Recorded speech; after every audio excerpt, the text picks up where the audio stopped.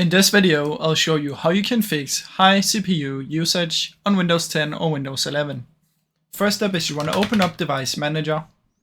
In here you want to scroll down until you find System Devices. Open up this one, and in System Devices you want to find High Precision Event Timer. Right click on it and disable device, press yes, and there we go. After you've done this, you want to search for the power plan.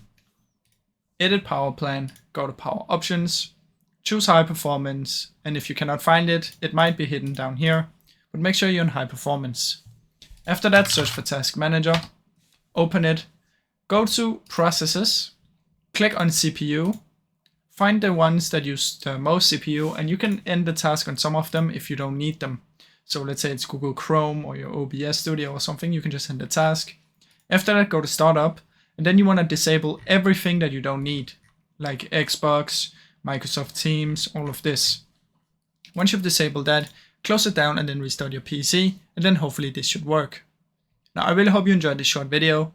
If you did, please leave a like and subscribe, as that helps me out a ton. Thank you so much for watching.